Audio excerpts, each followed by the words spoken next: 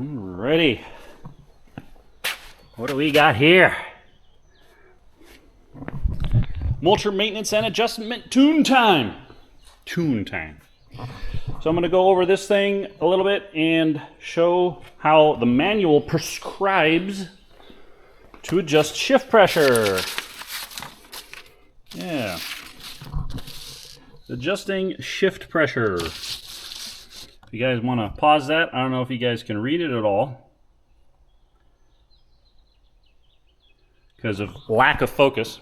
So I got to get the pressure gauge out. First I got to clean this thing up. Pressure gauge out and adjust, check things over, warm up the machine. I also want to take the teeth off before I do that, so a lot of work. Yeah, so let's do that first. Get it all ready, bing, bang, boom, check everything out, and go from there.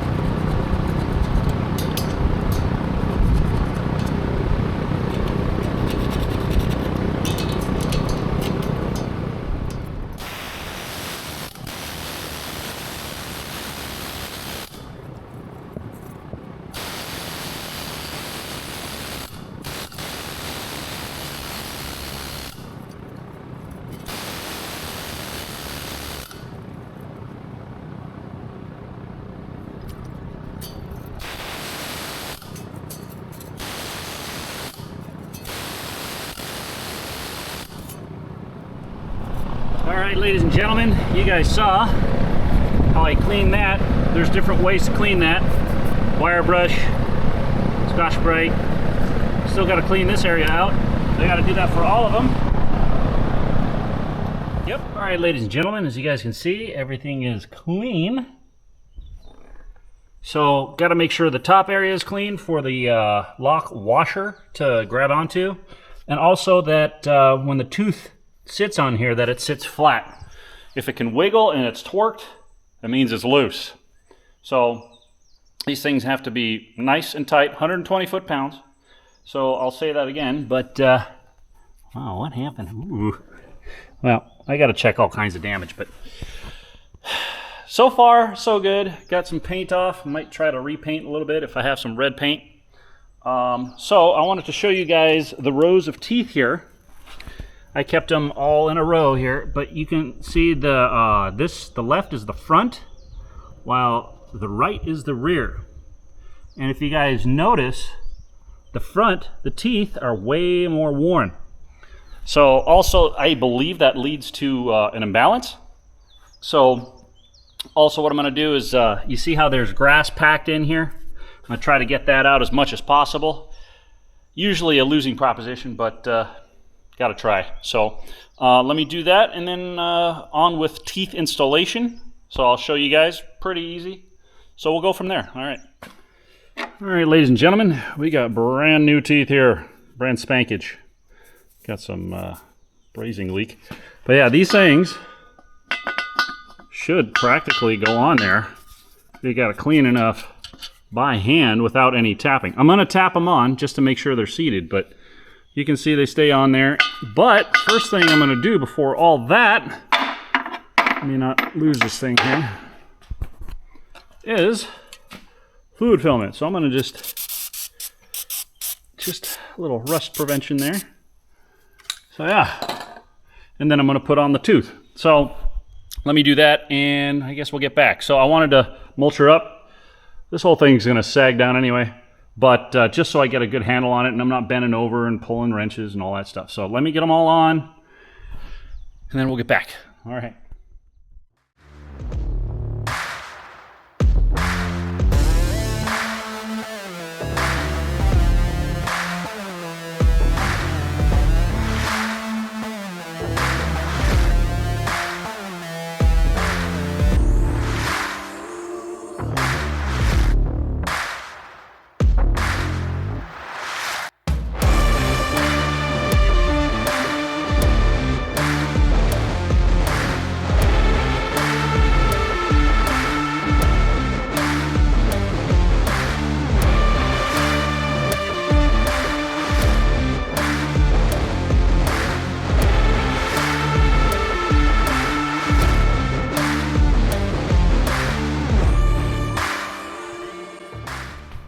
All right, ladies and gentlemen, we got new teeth, and I paint mark every single one after I torque it, so I know.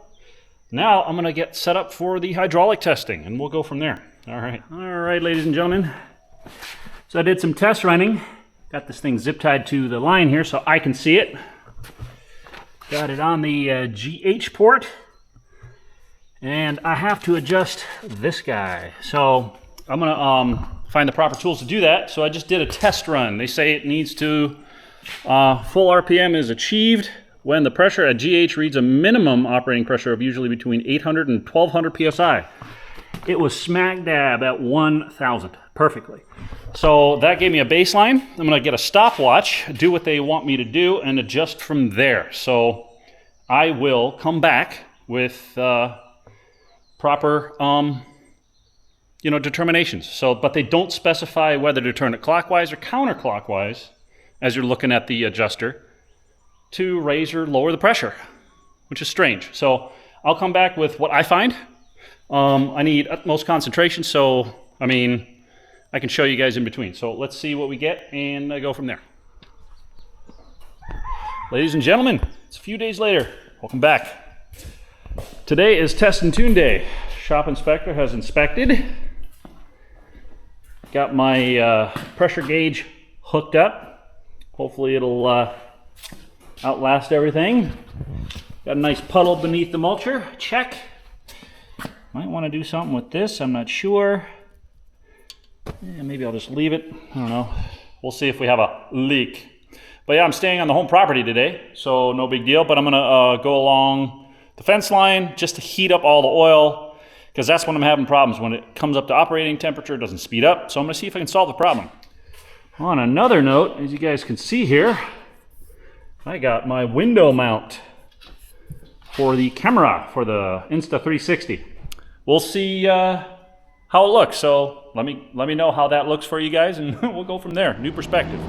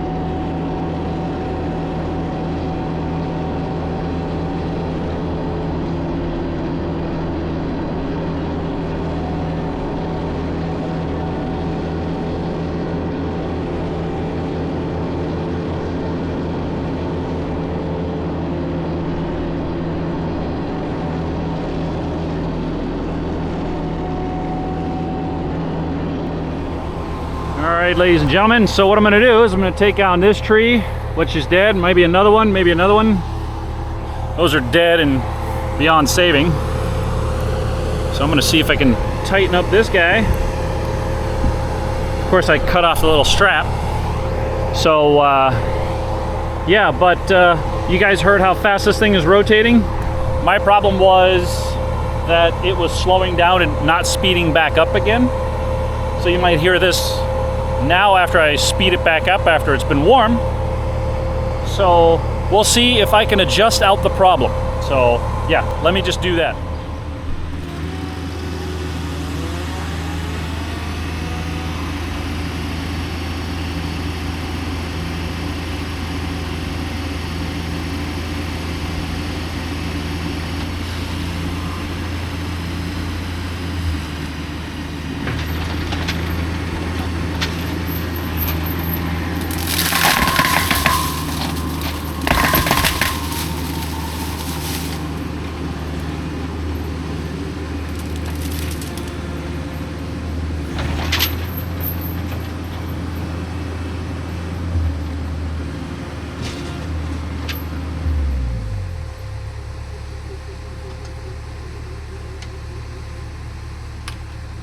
Alrighty, so this time I went a full turn counterclockwise.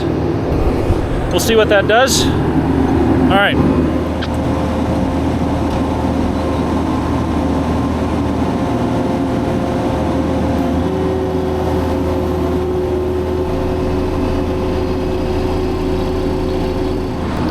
Of course, I didn't record that, but I had success with turning it a full turn 360 degrees clockwise in from my original starting position.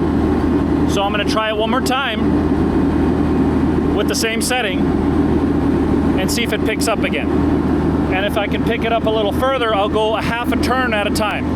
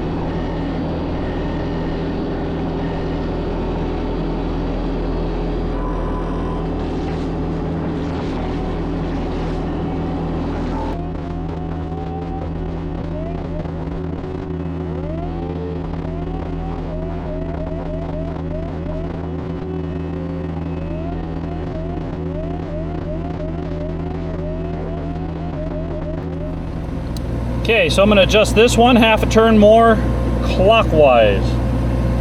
If that makes any sense.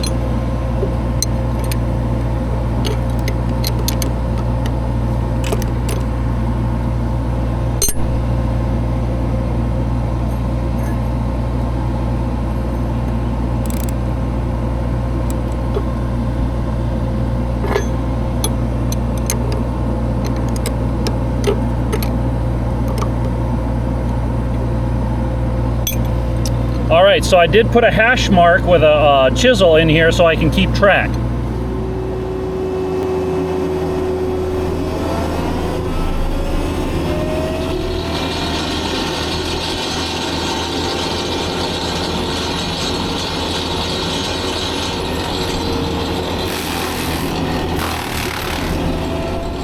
All right, so that seems to have fixed the issue, the tuning issue. The excavator's hot, the oil's hot, and now it recovers and spins fast. So this is exactly what I wanted. So let me take out a couple more trees, validate my test results, and we'll go over conclusions. So let me take down a couple more trees, maybe a few more. There's some scraggly ones here, so let's just do that and call it good.